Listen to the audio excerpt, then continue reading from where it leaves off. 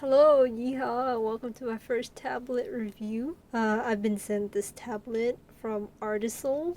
It's a combination of art is soul, so it's Artisul, I think. But anyways, I've been sent this tablet for review, and here's the packaging. It's a pretty small tablet. Pen tablet, I think. I think that's the typo. 5080 LPI resolution, 4 keys, customized keys, sensing height, battery free pen. That's the plus because I don't like charging my pens. What's in the box? We got a pen tablet, we got the micro USB cables, quick start guide, the pen nib clips, pen nibs. And then here are all the specs. Needs a space right there. Here it is. It's a pretty small tablet compared to my previous one. I only ever have one tablet and it's a Wacom Intuos 3. So we have the tablet itself. Drawing surface is about a hand. And then let's see. We have here's a tablet pen. And then here's a USB cable. We have the warranty, the quick start guide. So let's look at all the accessories that came within the box. We have a limited warranty piece of paper. We have a quick start guide in multiple languages. It shows you the product overview, what is in the box, how to replace the nib, how to install the driver, how to connect it to your computer, and how to connect it to your phone. Here we have a USB to USB-C converter. So this is when you want to use it to connect it to a laptop that only has a USB-C port, or if you want to connect it to your Android devices. So here's the little alligator clamp accessories that you use to pull the nib out. And that's how you do it. So we have 10 nib included and then 1 here. So that's 11 total. Let's look at the pen. So I'm going to compare this to my previous tablet pen, which is the Wacom Intuos 3. And you can see that it's smaller, the grip is a lot shorter, and then it's missing an eraser. This is how I draw, by the way. I draw like this.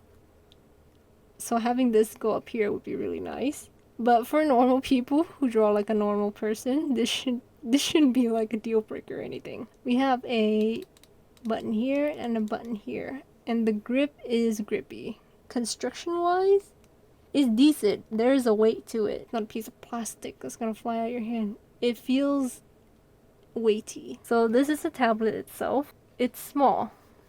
It is small. The functioning area is this much. So right here is the functioning area. It has 4 shortcuts. What are they called? Macro keys. If you have 4 keys on the same side, then the usability would be 4. But if you have 2 right here and then 2 right here, the usability is actually 2. Because if you are right-handed and you want to use a shortcut, you're gonna have to do this. So these 2 buttons would probably be something that you don't use very often. It's kind of shaky, but it's tactile. It's not mushy. The weight of the tablet is good and the grip is good, so when you put it down and you draw so vigorously, it's not gonna fly off the table. If you draw on the right and your laptop's on the left, this is a great configuration. But if you're left-handed and your laptop is on the right, this cable is gonna have to like bend like this. I'm not entirely sure if it can flip the other way because this is a micro USB. The micro USB port, you could only plug it in this way. So construction, sturdy. My favorite thing right now is that it's smooth.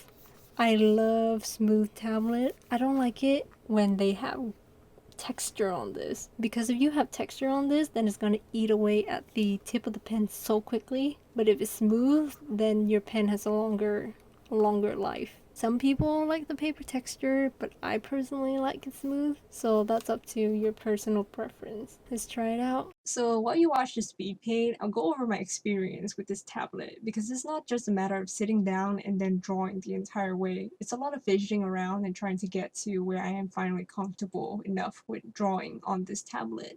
As I've stated before, this is a small tablet, and my screen is at least 3 times the size. Because of this, I have to use mouse mode instead of tablet mode, which allows me to do more of the detailing on screen. For those that don't know what tablet mode is when a surface of the tablet is mapped to the surface of the screen. Each corner of the tablet corresponds to a corner of your screen, which means that if your tablet is small, a small movement on the tablet means a really big movement on the screen.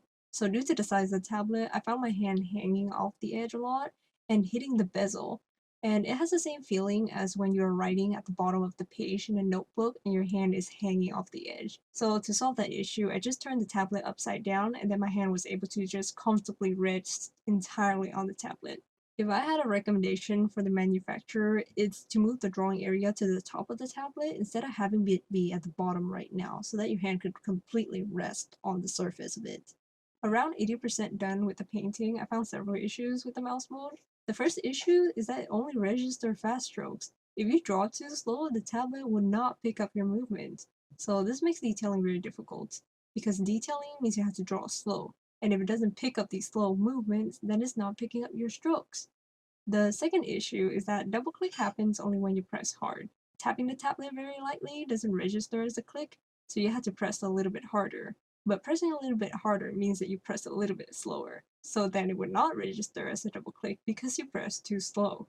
Of course, using the tablet mode solves the issue of drawing slow, but then the surface area to draw on is very small, so anyone with a big screen would have a really hard time controlling their cursor.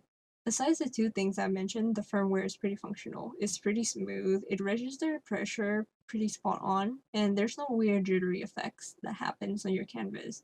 So if there was a way for Artisul to update their software and then fix the two things that I've mentioned, then I would probably have no complaints with the firmware. So here's the final verdict, pros and cons. Pros, it's really affordable. It's portable because it's so small. It's compatible with laptop, desktop, and Android devices, so you can draw on the go or just play OSU. Firmware is mostly okay, minus the two issues that I stated. The pen doesn't need charging, so you never have to recharge your pen in the middle of drawing. And you get spare nibs and a clamp to remove those nibs. Cons. It's small. It is so small. I recommend this to only people who draw less than an hour a day, because it will cause your hand to cramp up because of how small it is and how restricted your movements are. You want to draw with your shoulder, right? So you want something that's big enough for you to actually move your hand around on. And this tablet is just not big enough for that kind of movements. If you plan on pursuing art as a career or a serious hobby, I recommend getting something bigger. And I don't mean gigantic big. I mean just like a few inches bigger will probably work for you. Because I've seen a lot of amazing professional artists work on a very small Wacom tablet, but that surface is still a little bit bigger than this one. Again, the firmware problems with the slow strokes and the double clicking, if these were fixed in the future update, then I would have no issue. And then the final cons is that the drawing area is at the bottom of the tablet instead of at the top of the tablet. At this moment, you could fix this problem by just turning the tablet upside down, but then you would not be able to access two of the buttons because your hand is sitting right over it. So in the end, this is up to you to decide if this is something that you want to get. Once again, I will say that this is a tablet for very, very casual drawing, because it does have pressure sensitivity and all of the firmware that is available for you to make art. It's just restricted to a very small space. And if drawing very small is something that you're okay with, then this tablet is probably good for you. But if you want to spend more time drawing as an artist on the digital platform, then I recommend getting something bigger. Maybe even from the same manufacturer. Who knows? So thank you, Artisul, for sending me this tablet for me to review. If you have any questions or comments, concerns, or if you want to send me another tablet, I will be happy to try it out. For everyone else, thank you so much for watching this video, and I hope that this has been somewhat useful. Yeehaw!